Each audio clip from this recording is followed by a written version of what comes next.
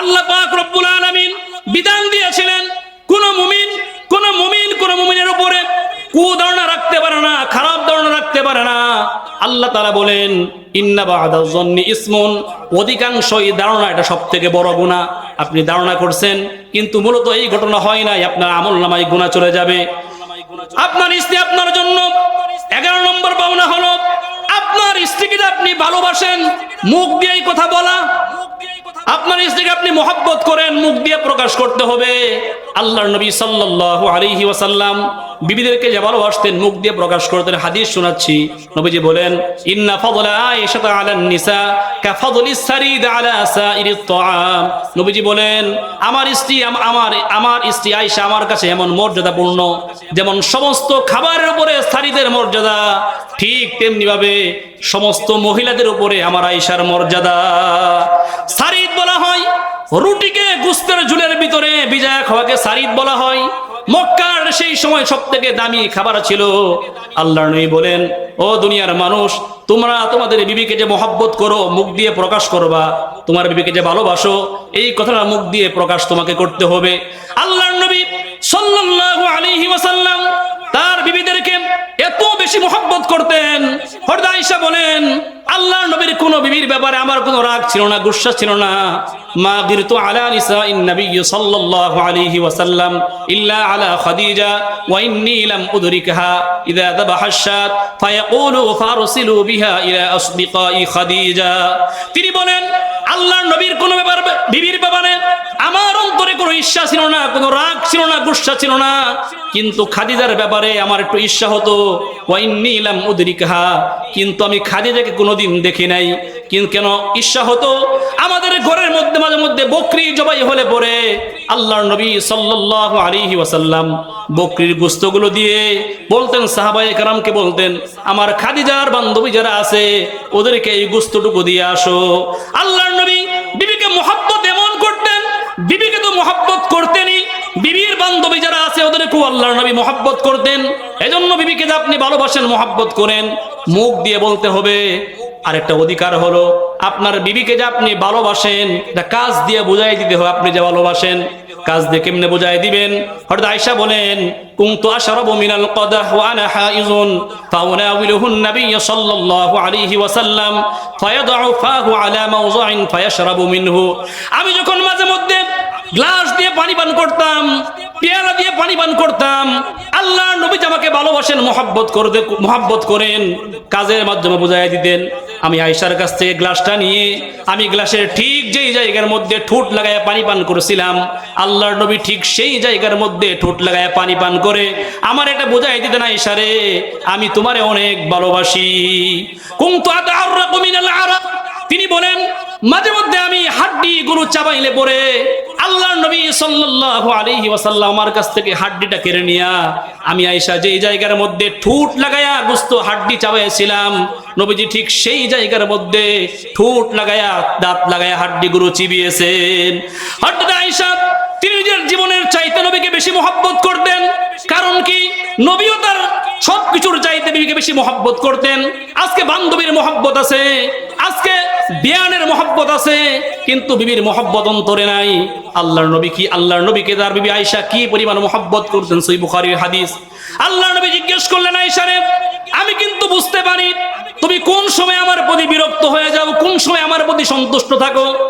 আয়েশা বলেন ইয়া রাসূলুল্লাহ কেমনে বুঝেন? আল্লাহর নবী আয়েশা রে, যখন দেখে তুমি আমার প্রতি সন্তুষ্ট, আমার প্রতি খুশি, তখন আল্লাহর কাছে দোয়ার মধ্যে বলো ও মুহাম্মদের আল্লাহ আপনি আমার উপর রহমত নাজিল করেন। যখন আমার প্রতি বিরক্ত হয়ে যাও, দোয়ার মধ্যে বলো ওগো ইসমাইল নবীর আল্লাহ, ওগো মুসা নবীর আল্লাহ আপনি আমার প্রতি রহমত নাজিল করেন। যখন আমার প্রতি সন্তুষ্ট থাকো, তখন দোয়ার মধ্যে আমার নাম নিয়ে দোয়া করো। আর আমার প্রতি বিরক্ত হয়ে গেলে আমার পরিবর্তে অন্য নবীর নাম নিয়ে তুমি দোয়া করো। আয়েশা বলেন ইয়া রাসূলুল্লাহ আপনি ঠিকই বুঝতে পেরেছেন, মাঝে মধ্যে আপনার প্রতি আমি বিরক্ত হয়ে যাই, আপনার প্রতি বিরক্ত হয়ে আমি অন্য নবীর নাম নিয়ে দোয়া করি, কিন্তু আল্লাহর কসম করে বলি ইয়া রাসূলুল্লাহ শত অন্য নবীর নাম নিয়ে দোয়া করলেও হৃদয় থেকে আপনাকে সরাতে পারি না। আল্লাহর নবী সাল্লাল্লাহু আলাইহি ওয়াসাল্লাম জল চোখের ভিতরে জল পায়ের ভিতরে গোসল করতেছেন। আল্লাহর নবী সাল্লাল্লাহু আলাইহি ওয়াসাল্লাম লক্ষ্য করলেন গোসলের পানির সঙ্গে রক্ত বেয়ে বেয়ে যাচ্ছে। আল্লাহর নবী তাকায় দেখলেন রক্ত কোত্থেকে যায়। আল্লাহর নবী তাকায় দেখে হযরত আয়েশার একটা পায়ের আঙ্গুলি জল চোখের নিচের ভিতরে পড়েছে, পাটা সেচে রক্ত বের হচ্ছে। নবীজি বললেন, আয়েশা রে, তুমি আমারে কেন বললা না, এত কষ্ট তুমি করলা? আয়েশা বলেন, ইয়া রাসূলুল্লাহ, শুধু আঙ্গুলটাই ফেটে রক্ত বের হচ্ছে। যদি এই জল পায়ার যদি পায়াটা আমি আমার আয়েশার আঙ্গুলের ভিতরে না পড়ে আমি আয়েশার কলিজার মধ্যেও লাগতো। আপনি গোসল করতেছেন, তারপরও আপনার গোসলের মধ্যে আমি ডিস্টার্ব করতাম না। আল্লাহর নবীকে তার বিবিরা এত বেশি মহব্বত করতেন। আল্লাহর নবীকে মহব্বত করার কারণ একটাই, নবীজি তার প্রত্যেকটা বিবির অধিকারকে অক্ষরে অক্ষরে আদায় করে দিয়েছিলেন, পাঠিয়েছেন। মানুষের মধ্যে প্রথমত দুইটি ভাগ, একটা হলো নারী এবং আরেকটা হলো পুরুষ। নারী এবং এই পুরুষের ভিতরে আবার আরেকটা ভাগ হলো কেউ মুসলমান, কেউ বেদিন কাফের। তো এই দুনিয়ার ভিতরে আল্লাহ পাক রব্বুল আলামিন দুনিয়ার মানুষদেরকে কাফের বলেন, অমুসলিম বলেন, মুসলমান বলেন, সমস্ত মানুষের পারিবারিক জীবন থেকে রাষ্ট্রীয় জীবন পর্যন্ত যত সমস্যা আছে সমস্ত সমস্যার সমাধান দিয়ে আজকে থেকে ১৫০০ বছর আগে আল্লাহ পাক রব্বুল আলামিন কোরআনুল কারীম নাজিল করলেন। তো এই কোরআনুল কারীম মানুষের জীবনের ভাগ্যকে বদলায় দিতে পারে। আজকে আমাদের সমাজের ভিতরে অনেক মানুষ আমরা রয়েছি, অনেকেই আছি আমরা। আজকে যখন আমরা রাস্তায় গড় থেকে বিভিন্ন কার্যক্রম করে বাজার থেকে ঘরে ফিরি, ঘরে ফেরার পরে আজকে ঘরের ভিতরে অশান্তি আছে না নাই? কথা বলেন, আছে না নাই? প্রতিটি ক্ষেত্রে প্রতিটি জায়গায় জায়গায় মানুষ অশান্তির ভিতরে রয়েছে। এই অশান্তির ভিতরে থাকার যতগুলো কারণ, তার মধ্যে একটা কারণ হলো আজকে যারা আল্লাহ পাক রব্বুল আলামিন যেই পুরুষদেরকে কর্তৃত্ব দিয়েছেন, সেই পুরুষগুলো ঘরের ভিতরে ফিরে তাদের অধিকার, তাদের হক, তাদের যে দায়িত্ব ছিল সেই দায়িত্ব তারা আদায় করতেছে না। আজকে এজন্য আমার আজকের আলোচ্য বিষয়টাই হলো এটা, যে একজন পুরুষের, একজন স্বামীর কি করণীয় এবং আপনার স্ত্রী আপনার কাছে কি হক গুলো রয়েছে। আমি কোরআন এবং হাদিসকে সামনে রেখে একটা একটা করে একজন স্ত্রী আপনার কাছে কি পাওনা, কি পায়, এগুলো আলোচনা করবো ইনশাআল্লাহ। সমাজে আমরা বারবার শুধু শুনি খেদমত, যে মা বোনরা স্বামীর খেদমত করবেন। তো মা বোনরা সারা জীবন খেদমত করেই যাবেন, তারা কি আপনি আমার কাছে কিছুই পাওনা নাই? শুধু গিয়ে বলবেন কুলুর বলদের মতো স্বামীর খেদমত করো, স্বামীর পায়ের নিচে জান্নাত, এই হাদিসই শোনাবেন। আপনার স্ত্রী কি আপনার কাছে কোনো হক নাই, কিছুই পাওনা নাই, কিছুই পায়? আপনারা কি বলেন? কোন অধিকার তাদের আপনার প্রতি নাই? অনেক অধিকার রয়েছে, তন্মধ্যে কিছু অধিকার যেহেতু সময় স্বল্প আপনাদের সামনে আমি তুলে ধরবো ইনশাআল্লাহ।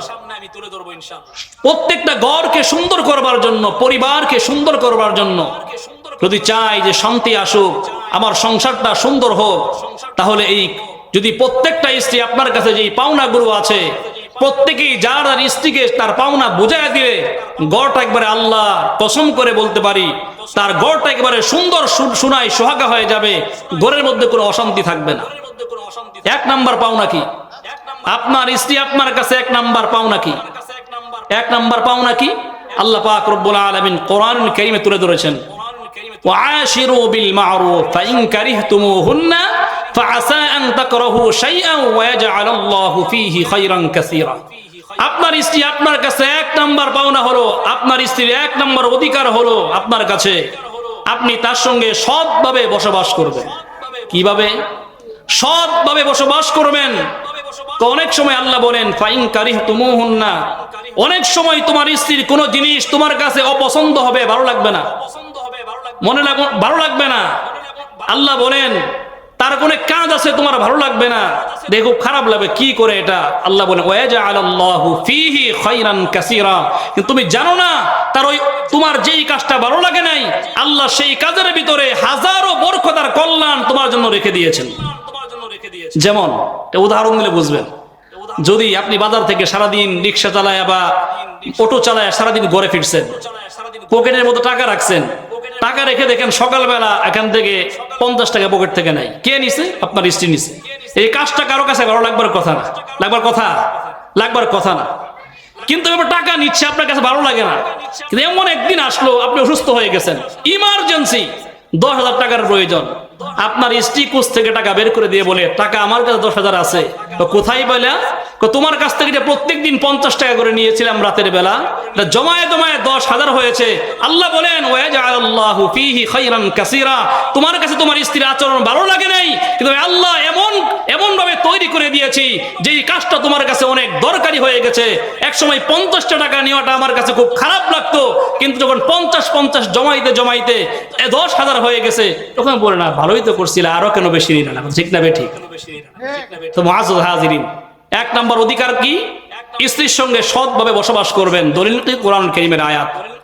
2 নম্বর, আপনার স্ত্রী আপনার কাছে যে অধিকার পায়, 2 নম্বর অধিকার হলো আপনার বিবিকে ধর্মীয় জ্ঞান শিক্ষা দেওয়া আপনার জন্য উচিত। আপনার বিবিকে শিক্ষা দেওয়া ধর্মীয় জ্ঞান, যে ধর্মীয় জ্ঞান কম থাকে তাহলে শিক্ষা দিবেন। যদি ধর্মীয় জ্ঞান যদি আপনার থেকে বেশি থাকে তো শিক্ষা দেওয়ার তো প্রয়োজন নেই, আপনি বরং শিক্ষা নিবেন। এজন্য ধর্মীয় জ্ঞান শিক্ষা নিয়ে বিবির কাছ থেকে। আল্লাহ রাসূল সাল্লাল্লাহু আলাইহি ওয়াসাল্লাম বিবিদের সঙ্গে মাঝে মধ্যে দ্বীনি মুযাকারা করতেন, কোরআন হাদিসের বিষয়ে আলোচনা করতেন। সহিহ বুখারী হাদিস শোনাচ্ছি। আল্লাহর নবী বিশ্ব নবী মুহাম্মদুর রাসূলুল্লাহ সাল্লাল্লাহু আলাইহি ওয়াসাল্লাম মাঝে মধ্যে সময় পেলে হযরতে আয়েশার কোলের মধ্যে বসে কোরআনুল কারীমের তেলাওয়াত করতেন। হযরত আয়েশা আল্লাহর নবীর মুখের দিকে তাকায় দিয়ে কোরআনুল কারীমের তেলাওয়াত শুনতেন। এজন্য সমস্ত পুরুষদের জন্য নবীর এই সুন্নাহ হলো, যদি কোনো পুরুষ কোনো স্বামী তার স্ত্রীর কোলের মধ্যে মাথা দিয়ে আল্লাহর কোরআনের তেলাওয়াত করে, কোরআন তেলাওয়াত সম্পূর্ণ জানে না, সূরা ফাতিহা জানে, সূরা ইখলাস জানে, বিবির কোলের মধ্যে মাথা দিয়ে সূরা ফাতিহা সূরা ইখলাসের তেলাওয়াত করে মালিক রব্বুল আলামিন ওই স্বামীর আমলনামায় সুন্নাতের উপর আমল করার সওয়াব দান করে দিবেন। এজন্য 2 নম্বর অধিকার কি পাওনা? স্ত্রীকে জ্ঞান শিক্ষা দিবেন, কোরআন হাদিসের জ্ঞান শিক্ষা দিতে হবে।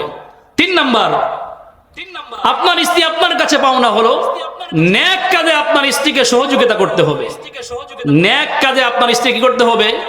সহযোগিতা করতে হবে। আপনার স্ত্রী কোনো ভালো একটা কাজ করতেছে, আপনাকে উদ্বুদ্ধ করতে হবে, সহযোগিতা করতে হবে, বরং গালিগালাজ করা যাবে না। স্ত্রীর সহযোগিতায় আগে এগিয়ে আসতে হবে। এটা আপনার স্ত্রীর অধিকার, তার অধিকার বুঝায় দেন। ভালো একটা কাজ করতেছে, সে একটা মাদ্রাসার ছাত্রকে লজিং রাখতে চাচ্ছে, ভালো কাজ, আপনি বলেন হ্যাঁ রাখো, তাকে উদ্বুদ্ধ করতে হবে। আপনি গিয়ে বলেন কামাই করি তো আমি, ঠেলা তুমি কি বুঝবা, লজিং রেখে ফেলছো, এগুলো বলা যাবে না। বরং স্ত্রীর অধিকার হলো ভালো কাজে তাকে সহযোগিতা করতে হবে। 4 নম্বর অধিকার হলো আপনার স্ত্রী আপনার কাছে পাওনা। যদি বিবি একাধিক হয়, 1 জন 2 জন 3 জন 4 জন হয়ে যায়, তাহলে এই বিবিদের ভিতরে সমতা বন্টন করতে হবে, প্রত্যেকের অধিকার বোঝাই দিতে হবে। একটা বিয়ে করছেন নকলা শহরে, একটা ধনী মানুষ, সব সময় শুধু ওখানেই পড়ে থাকেন, তাহলে চলবে না। এই বাউসা বাজারেরটাও খোঁজখবর নিতে হবে। আমাদের সমাজের অবস্থা কি? একটা বিয়ে করছিল, একটা মারা গেছে, দ্বিতীয় আরেকটা বিয়ে করছে, ওই যে প্রথমটা মারা গেছে আর ওর কবরের পারে জীবনেও যায় না। ঠিক না বেঠিক? আল্লাহর নবীর জীবনী দেখেন। আল্লাহর নবী সাল্লাল্লাহু আলাইহি ওয়াসাল্লাম তার বিবিদেরকে এত বেশি মহব্বত করতেন, এত বেশি ভালোবাসতেন। আল্লাহর নবী সাল্লাল্লাহু আলাইহি ওয়াসাল্লাম হযরতে খাদিজার জীবদ্দশায় অন্য কোনো মেয়েকে বিয়ে করে নাই। হযরতে খাদিজার ইন্তেকাল হয়ে যাওয়ার পরে নবীজি প্রয়োজনের তাগিদে আর অনেকগুলো বিয়ে করেছেন। প্রয়োজনগুলো নবীজির নিজের ছিল না, ইসলামের তাগিদে, মুসলমানদের তাগিদে, দ্বীনের তাগিদে নবীজি অনেকগুলো বিয়ে করেছেন। কিন্তু আল্লাহর নবী সাল্লাল্লাহু আলাইহি ওয়াসাল্লাম জীবনের শেষ সময় পর্যন্ত তার প্রথম স্ত্রী হযরতে খাদিজাকে বলে যান নাই। হযরত আয়েশা বলেন, নবীজিকে জিজ্ঞেস করলাম, ইয়া রাসূলুল্লাহ, আমরা এত সুন্দরী কুমারী নারী আপনার জন্য আছি, কিন্তু আপনি বারবার খাদিজা খাদিজা কেন বলেন? আয়েশা রাদিয়াল্লাহু তিনি বলেন, ফাকুলতু আগদাবতুহু ইয়াওমান, এগুলো বলে একদিন নবীজিকে রাগ উঠায় ফেললাম। আল্লাহর নবী বললেন, হে আয়েশা, আমি তোমাদেরকে মহব্বত করি, ঠিক আছে, খাদিজাকেও মহব্বত করি। খাদিজা আজকে দুনিয়া থেকে চলে গেছে, কিন্তু শোনো, ইন্নী রুজিকতু হুব্বাহা, মালিক রব্বুল আলামিন খাদিজার মহব্বতকে আমার অন্তরে রিজিক হিসেবে ফিট করে দিয়েছিল। এই জন্য আমি খাদিজাকে বলতে পারি না। আল্লাহর নবী মাঝে মধ্যে রাতের বেলা খাদিজার কবরে দাঁড়ায়া চোখ থেকে পানি জড়াইতেন আর মনে মনে দোয়া করতেন, আল্লাহ এ হলো সেই মহিলা যেই মহিলা ইসলামের জন্য সমস্ত অর্থ সম্পদ সব বিলীন করে দিয়েছে, সব দান করে দিয়েছে। এ হলো সেই মহিলা যেই জাবালে নূর গারে সুর, যেখানে উঠতে একজন পুরুষ মানুষের জন্য উঠতে প্রায় 1.5 ঘন্টা সময় লাগে। প্রত্যেক দিন এই বৃদ্ধ মহিলা আল্লাহর নবীর জন্য খাবার রান্না করে পাহাড়ের উঁচু টিলার মধ্যে খাবার নিয়ে যেতেন নবীজির জন্য, আল্লাহর নবীকে সেখানে খাবার পৌঁছে দিতেন। হলো সেই মহিলা। এজন্য আপনার স্ত্রীর 4 নম্বর অধিকার হলো, বিবি আপা একাধিক হয়ে গেলে সবার জন্য সমতা বন্টন করতে হবে। একটা সাবান কিনে নিয়ে আসলে সাবানটাকে মাঝামাঝি একেবারে অর্ধেক করে সমান সমান করে দাড়ি পাল্লা দিয়ে মেপে একেবারে সমান সমান করে দিতে হবে। এটা হলো অধিকার। একটাকে দেখবেন এক চোখে, অন্যটাকে দেখবেন অন্য চোখে। ইসলামটা সাপোর্ট করে না। 5 নম্বর অধিকার হলো, স্ত্রী মাঝে মধ্যে ভুল করে ভুলকে ছাড় দিতে হবে। একদিন তরকারি রান্না করতে গিয়ে লবণ একটু বেশি হয়ে গেছে, আপনি গালিগালাজ শুরু করে দিয়েছেন, এমনটা করা যাবে না, বরং ছাড় দিতে হবে। আল্লাহর নবী সাল্লাল্লাহু আলাইহি ওয়াসাল্লাম হাদিসের মধ্যে বলেছেন, হে দুনিয়ার মানুষ, তোমার বিবিকে শক্ত করে ধরতে চাও, কাসারতাহু, তাহলে ভেঙে যাবে। শক্ত করেও ধরা যাবে না, তাহলে করতে হবে কি? মারামারিও করা যাবে না। তোমার স্ত্রীকে বেশি বেশি নসিহত করতে হবে, ওয়াজ করতে হবে। একদিনে তরকারি খারাপ হয়ে গেছে, তুমি রাগারাগি করতেছো, কিন্তু এই মহিলা প্রত্যেকটা দিন তোমার জন্য কনকনা শীতের মধ্যে রান্না করতেছে। তোমার ভিতরে এই বুঝটুকু থাকতে হবে। 6 নম্বর অধিকার হলো, তোমার স্ত্রীকে চেহারার মধ্যে আঘাত করা যাবে না, আর গালি দেওয়া যাবে না। তোমার স্ত্রী তোমার কাছে পাও না, চেহারার মধ্যে আঘাত করা যাবে না। আল্লাহর নবী বিশ্ব নবী মুহাম্মদুর রাসূলুল্লাহ সাল্লাল্লাহু আলাইহি ওয়াসাল্লাম বুখারীর হাদিসের মধ্যে বলেন, লা ইয়াজিদু আহাদুকুম ইমরাআতাহু জালদাল আবদ সুম্মা ইউজামিউহা ফি আখিরিল ইয়াওম। দুনিয়ার মধ্যে যেই সমস্ত পুরুষগুলো স্ত্রীকে গরুর মতো পিটায়, ওদেরকে আল্লাহর নবী লাঞ্ছিত অভিসম্পাত করে বলেন, ও দুনিয়ার মানুষ, খবরদার, স্ত্রীর মুখের মধ্যে আঘাত করা যাবে না।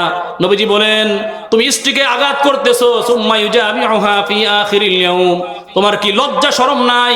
দিনের বেলা মারতেছো, রাতের বেলা সেই স্ত্রীকে নিয়ে আবার এক বিছানায় তুমি ঘুমাইতে যাবে। তোমার তো লজ্জা হওয়া উচিত। আল্লাহর নবী সাল্লাল্লাহু আলাইহি ওয়াসাল্লাম স্ত্রীর অধিকার কি আল্লাহর নবী শিক্ষা দিয়েছেন। আল্লাহর নবী মাঝে মধ্যে স্ত্রীর ব্যাপারে রাগ করতেন, কিন্তু প্রহার করতেন না। মাঝে মধ্যে যদি আপনার স্ত্রী দেখেন শরীয়তের বিরুদ্ধে চলে গেছে, শরীয়তের বিরুদ্ধে কাজ করতেছে, আপনার স্ত্রী নামাজ পড়ে না, বেপরদায় চলাফেরা করতেছে, ইসলাম শিক্ষা দিয়েছে কেমনি আপনি সংশোধন করবেন। আঘাতের মাধ্যমে না। আপনার স্ত্রীকে আপনি বলবেন, তুমি যদি নামাজ না পড়ো, পর্দায় না থাকো, তাহলে আমি তোমার সঙ্গে কথা বলবো না বা তোমার কাছে আসবো না। আল্লাহর নবী সাল্লাল্লাহু আলাইহি ওয়াসাল্লাম তার বিবিদের সঙ্গে রাগ করে একদিন বললেন, আমি তোমাদের সঙ্গে 1 মাস সাক্ষাৎ করব না। আল্লাহর নবী ঠিকই বিবিদের সঙ্গে 1 মাস সাক্ষাৎ করেন নাই, 29 দিন হয়ে গেল। আল্লাহর নবী বিবিদের কাছে গেলেন, সাহাবায়ে কেরাম জিজ্ঞেস করলেন, ইয়া রাসূলুল্লাহ, আপনি না বলেছিলেন আপনি 1 মাসের ভিতরে কোনো বিবির কাছে যাবেন না, কিন্তু আপনি তো 29 দিনে চলে গেলেন। নবীজি বলেন, ও মিয়া, তোমরা কি আমারে বোঝাও? তোমরা কি জানো না অনেক সময় আরবি মাস তো 29 দিনেও হয়। আল্লাহর নবী সাল্লাল্লাহু আলাইহি ওয়াসাল্লাম বুঝায়া দিলেন, দুনিয়ার কোন মানুষ যেন তার বিবির চেহারার মধ্যে আঘাত না করে, কারণ এই চেহারাটা মালিক রব্বুল আলামিন নিজ হাতে বান্দার নিজ হাতে তৈরি করে। আল্লাহ পাক রব্বুল আলামিন বান্দার এই চেহারাটা মালিক রব্বুল আলামিন তার নিজ হাত দিয়ে তৈরি করেছেন। 7 নম্বর হলো, স্ত্রীর অধিকার হলো, মাঝে মধ্যে স্ত্রীর সঙ্গে গল্প করতে হবে। মাঝে মধ্যে বসে স্ত্রীকে গল্প শোনাবেন, চুটকি শোনাবেন, বিভিন্ন কিচ্ছা কাহিনী শোনাবেন। সহিহ বুখারীর হাদিস, আল্লাহর নবী সাল্লাল্লাহু আলাইহি ওয়াসাল্লাম তার বিবিদেরকে নিয়ে আগের জামানায় 11 জন বিবির একটা লম্বা কিচ্ছা শুনিয়েছেন, অনেক লম্বা কথা বলেছেন। এই জন্য আপনার বিবির অধিকার হলো, আপনার বিবিকে রাতের বেলা মাঝে মধ্যে নিয়ে শুধু কামাই করে টাকাটা তার হাতে বোঝাই দিয়ে বলবেন না টাকাটা রাখো, মাঝে মধ্যে রাতের বেলা একান্তে লম্বা সময় গল্প করবেন। এটা আপনার বিবি আপনার কাছে অধিকার, আপনার কাছে পাও না। আল্লাহর নবী সাল্লাল্লাহু আলাইহি ওয়াসাল্লাম শত ব্যস্ততার মধ্যেও বিবিদেরকে সময় দিয়েছেন, কথা বলেছেন। 8 নম্বর হলো, আপনার বিবি আপনার কাছে পাও না, যখন ভালো কাজের জন্য ঘর বের হতে চাইবে তাকে আপনি সুযোগ দিবেন। আপনার বিবি যদি চায় আমি ওয়াজ মাহফিলে যাব, তাহলে সুযোগ করে দিবেন। আপনার বিবি যদি চায় তালিম করতে যাবে, সুযোগ দিবেন। তবে শর্ত হলো যেন রাস্তার মধ্যে কোনো বেপরদাগি না হয়, যেন পরিবেশ সুন্দর থাকে। এমন পরিবেশ হলে বিবিকে দ্বীনি কাজের জন্য ঘর থেকে বের হওয়ার সুযোগ দান করতে হবে। 9 নম্বর হলো বিবির জন্য, বিবির প্রয়োজনের জন্য স্ত্রীকে। 9 নম্বর হলো বিবিকে বিনোদন দিতে হবে। মাঝে মধ্যে বিবিকে নিয়ে ঘুরতে যাবেন, বিনোদন দিতে হবে বিবিকে। মাঝে মধ্যে বিবির সঙ্গে গল্প করতে হবে। আল্লাহর নবী সাল্লাল্লাহু আলাইহি ওয়াসাল্লাম তার বিবিদের সঙ্গে মাঝে মধ্যে রোমান্টিক মুডে কথা বলতেন। আল্লাহর নবী রোমান্টিক মুডটা কেমন ছিল? সহিহ বুখারীর হাদিস, হাফসার যুবকগুলো মসজিদ নববীর সামনে তীর নিক্ষেপ করতেছে, তীর দিয়ে খেলা করতেছে। আল্লাহর নবী সাল্লাল্লাহু আলাইহি ওয়াসাল্লাম হযরত আয়েশাকে বললেন, আয়েশা তুমি কি হাফসা গোলামদের তীর নিক্ষেপের খেলা দেখবে? আয়েশা বললেন, ইয়া রাসূল অবশ্যই দেখব। আল্লাহর নবী আয়েশাকে সুযোগ দান করে দিলেন। কেমন সুযোগ? আল্লাহর নবী সাল্লাল্লাহু আলাইহি ওয়াসাল্লাম আয়েশাকে ঘরের দরজার চৌকাঠের সামনে দাঁড় করায় দিলেন। চৌকাঠের সামনে যখন তিনি দাঁড়ায় গেলেন, দাঁড়ায় যাওয়ার পরে আল্লাহর নবী সাল্লাল্লাহু আলাইহি ওয়াসাল্লাম তার সামনে দাঁড়ালেন। আয়েশা রাদিয়াল্লাহু তাআলা আনহা বলেন, আমি আমার ঠোঁটটা নিয়ে নবীর কাঁধের মধ্যে রাখলাম। নবীর কাঁধের মধ্যে আমার ঠোঁটটা রেখে, আমার গালটা নবীজির গালের মধ্যে রেখে হাবশী গোলামদের তীর নিক্ষেপ আমি লম্বা সময় পর্যন্ত দেখলাম। আমি যতক্ষণ তীর নিক্ষেপ দেখেছি, আল্লাহর কসম করে বলি আমার নবী সামান্য একটু নাড়াচাড়া করে নাই। এজন্য বিবির জন্য মাঝে মধ্যে বিনোদনের ব্যবস্থা করতে হবে। আল্লাহর নবী সাল্লাল্লাহু আলাইহি ওয়াসাল্লাম বিনোদনের ব্যবস্থা করতেন। আয়েশা তিনি বলেন, একদিন রাতের বেলা আল্লাহর নবীকে নিয়ে বের হলাম। আল্লাহর নবীকে নিয়ে বের হয়ে নবীজিকে বললাম, হে নবী চলুন আজকে রাতের বেলা দৌড় প্রতিযোগিতা করি। আল্লাহর নবী সাল্লাল্লাহু আলাইহি ওয়াসাল্লামকে নিয়ে রাতের বেলা আমি আয়েশা দৌড় দিলাম। তো দৌড় দেওয়ার পরে ফাসাবাকতুহু আলা রিজলাইয়া, আমি দৌড়ে নবীজির আগে চলে গেলাম। আমি নবীজির আগে চলে গেলাম। আমার অন্তরে খুশি, দৌড়ে নবীজির আগে চলে গেছি। মুহাদ্দিসিনে কেরাম বলেন, আল্লাহর নবী আয়েশাকে খুশি করবার জন্য, আয়েশা ছোট্ট মানুষ, তাকে খুশি করবার জন্য আল্লাহর নবী ইচ্ছা করেই পিছে পড়ে গেছেন। আয়েশা বলেন, ফাইন্নি হাবালতুল লাহমা, কিছুদিন পরে আমি যখন স্বাস্থ্য হয়ে গেল, আমি মোটা হয়ে গেলাম। আল্লাহর নবীকে আবার বললাম, ইয়া রাসূলুল্লাহ চলেন আজকে আবার দৌড় দেই। রাতের বেলা নবীকে নিয়ে আমি আবার দৌড় দিলাম, কিন্তু সাবাকানি রাসূলুল্লাহ সাল্লাল্লাহু আলাইহি ওয়াসাল্লাম, আজকে দৌড়ে নবীজি আমার আগে চলে গেলেন। নবীজি দৌড়ে আগে গিয়ে আমার দিকে ফিরে বললেন, হে আয়েশা শোনো, হাযিহি বিতিলকাস সাবাকা, ওই দিন যে হারছিলাম আজকে ওইটার প্রতিশোধ নিয়ে নিলাম। এই জন্য আপনার স্ত্রী আপনার জন্য 9 নম্বর অধিকার হলো স্ত্রীকে মাঝে মধ্যে বিনোদন দিতে হবে। সহিহ বুখারীর হাদিস, হযরত আয়েশা বলেন, আমি আল্লাহর নবীর ঘরের মধ্যে যখন আসছি, ওয়ালু আবুহা ওয়া মাআহা, বাসর ঘরে পুতুল নিয়ে আয়েশা ঢুকছেন। হযরত আয়েশা বাসর ঘরে পুতুল নিয়ে ঢুকছেন। তিনি বলেন, আমি আমার বান্ধবীদেরকে নিয়ে বাসর ঘরে খেলা করতেছিলাম পুতুল দিয়ে। ঠিক এমন সময় আল্লাহর নবী ঘরের মধ্যে প্রবেশ করলেন। আল্লাহর নবীকে দেখে বয়ে আমার বান্ধবীগুলো দৌড়ে চলে গেল। আল্লাহর নবী সাল্লাল্লাহু আলাইহি ওয়াসাল্লাম এমন মানুষ ছিলেন, আল্লাহর নবী ঘর থেকে বের হলেন, বের হয়ে আমার বান্ধবীদেরকে ডাক দিয়ে নিয়ে আয়েশা আমার ঘরের মধ্যে নিয়ে এসে বললেন, আয়েশা তোমার বান্ধবীদের সঙ্গে খেলাধুলা করো। এই জন্য আপনার বিবির 9 নম্বর অধিকার হলো আপনার বিবির জন্য বিনোদনের ব্যবস্থা করতে হবে হালাল পদ্ধতিতে। এই বিনোদন আপনার বিবি আপনার কাছে পাও না। 10 নম্বর হলো আপনার স্ত্রী যদি আপনার স্ত্রীর প্রতি সুধারণা রাখতে হবে। আপনার স্ত্রীর প্রতি ভালো ধারণা রাখতে হবে। একজনে একটা বললো, বকাঝকা শুরু করে দিলেন, এমনটা করা যাবে না। ন্যাক ধারণা রাখতে হবে, না আমার বিবি ঠিক আছেন। মক্কার মুনাফিকরা হযরত আয়েশার ব্যাপারে অপবাদ রটনা করে দিয়েছিল। আল্লাহ পাক রব্বুল আলামিন বিধান দিয়েছিলেন, কোন মুমিনের উপরে কুধারণা রাখতে পারে না, খারাপ ধারণা রাখতে পারে না। আল্লাহ তাআলা বলেন, ইন্না বা'দা যন্নি ইসমুন, অধিকাংশই ধারণা এটা সবথেকে বড় গুনাহ। আপনি ধারণা করছেন কিন্তু মূলত এই ঘটনা হয় নাই, আপনার আমলনামায় গুনাহ চলে যাবে। আপনার স্ত্রী আপনার জন্য 11 নম্বর পাওনা হলো আপনার স্ত্রীকে আপনি ভালোবাসেন, মুখ দিয়েই কথা বলা। আপনার স্ত্রীকে আপনি মহব্বত করেন, মুখ দিয়ে প্রকাশ করতে হবে। আল্লাহর নবী সাল্লাল্লাহু আলাইহি ওয়াসাল্লাম বিবিদেরকে যে ভালোবাসতেন মুখ দিয়ে প্রকাশ করতেন। হাদিস শোনাচ্ছি, নবীজি বলেন, ইন্না ফাদলা আয়েশা আলান নিসা কাফাদলিস সারিদ আলা সাইরিত তাআম। নবীজি বলেন, আমার স্ত্রী আয়েশা আমার কাছে এমন মর্যাদাপূর্ণ, যেমন সমস্ত খাবারের উপরে সারিদের মর্যাদা, ঠিক তেমনি ভাবে সমস্ত মহিলাদের উপরে আমার আয়েশার মর্যাদা। সারিদ বলা হয় রুটিকে গোশতের ঝুলের ভিতরে ভিজায়া খাওয়াকে সারিদ বলা হয়। মক্কার সেই সময় সবথেকে দামি খাবার ছিল। আল্লাহর নবী বলেন, ও দুনিয়ার মানুষ, তোমরা তোমাদের বিবিকে যে মহব্বত করো মুখ দিয়ে প্রকাশ করবা, তোমার বিবিকে যে ভালোবাসো এই কথাটা মুখ দিয়ে প্রকাশ তোমাকে করতে হবে।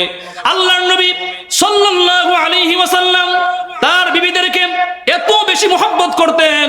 হযরত আয়েশা বলেন, আল্লাহর নবীর কোন বিবির ব্যাপারে আমার কোনো রাগ ছিল না, গুসা ছিল না। মা গিরতু আলা নিসাইন নবী সাল্লাল্লাহু আলাইহি ওয়াসাল্লাম ইল্লা আলা খাদিজা ওয়া ইন্নী লাম উদরিকহা ইযা যাবাহা আশ-শাত ফায়াকুলু ফারসিলু বিহা ইলা আসদিকাই খাদিজা।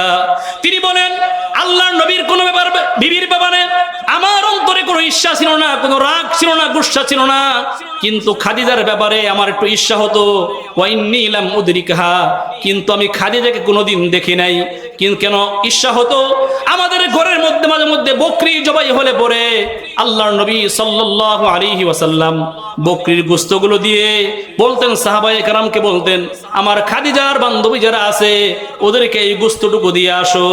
আল্লাহর নবী বিবিকে মহব্বত এমন করতেন, বিবিকে তো মহব্বত করতেনই, বিবির বান্ধবী যারা আছে ওদেরকেও আল্লাহর নবী মহব্বত করতেন। এজন্য বিবিকে যে আপনি ভালোবাসেন, মহব্বত করেন, মুখ দিয়ে বলতে হবে। আরেকটা অধিকার হলো, আপনার বিবিকে যে আপনি ভালোবাসেন এটা কাজ দিয়ে বুঝাই দিতে হবে। আপনি যে ভালোবাসেন কাজ দিয়ে কেমনে বুঝাই দিবেন? হযরত আয়েশা বলেন, কুনতু আশরাবু মিনাল কদাহ ওয়া আনা হাইজুন ফাউনাউিলুহুন নবী সাল্লাল্লাহু আলাইহি ওয়াসাল্লাম ফায়াদউ ফাহু আলা মাওযাইন ফায়াশরাবু মিনহু। আমি যখন মাঝে মধ্যে গ্লাস দিয়ে পানি পান করতাম, পেয়ালা দিয়ে পানি পান করতাম, আল্লাহর নবী আমাকে ভালোবাসেন, মহব্বত করেন, কাজের মাধ্যমে বুঝাই দিতেন। আমি আয়েশার কাছ থেকে গ্লাসটা নিয়ে আমি গ্লাসের ঠিক যেই জায়গার মধ্যে ঠোঁট লাগায় পানি পান করেছিলাম, আল্লাহর নবী ঠিক সেই জায়গার মধ্যে ঠোঁট লাগায় পানি পান করে আমার এটা বুঝাই দিতেন, আয়েশা রে আমি তোমারে অনেক ভালোবাসি। কুনতু আতাআররাকু মিনাল আরাক। তিনি বলেন, মাঝে মধ্যে আমি হাড্ডি গুলো চাবাইলে পরে আল্লাহর নবী সাল্লাল্লাহু আলাইহি ওয়াসাল্লাম আমার কাছ থেকে হাড্ডিটা কেড়ে নিয়া আমি আয়েশা যেই জায়গার মধ্যে ঠোঁট লাগায়া গোশত হাড্ডি চাবাইছিলাম, নবীজি ঠিক সেই জায়গার মধ্যে ঠোঁট লাগায়া দাঁত লাগায়া হাড্ডি গুলো চিবিয়েছেন। হযরত আয়েশা তিনি নিজের জীবনের চাইতে নবীকে বেশি মহব্বত করতেন। কারণ কি? নবীও তার সবকিছুর চাইতে বিবিকে বেশি মহব্বত করতেন।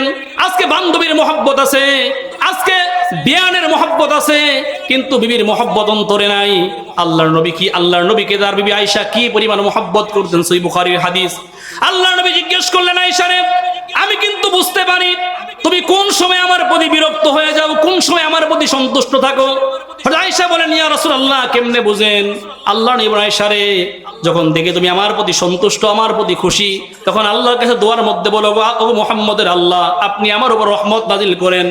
তখন আমার প্রতি বিরক্ত হয়ে যাও, দোয়ার মধ্যে বলো, ওগো ইসমাইল নবীর আল্লাহ, ওগো মুসা নবীর আল্লাহ আপনি আমার প্রতি রহমত নাজিল করেন। তখন আমার প্রতি সন্তুষ্ট থাকো, তখন দোয়ার মধ্যে আমার নাম নিয়ে দোয়া করো। আর আমার প্রতি বিরক্ত হয়ে গেলে আমার পরিবর্তে অন্য নবীর নাম নিয়ে তুমি দোয়া করো।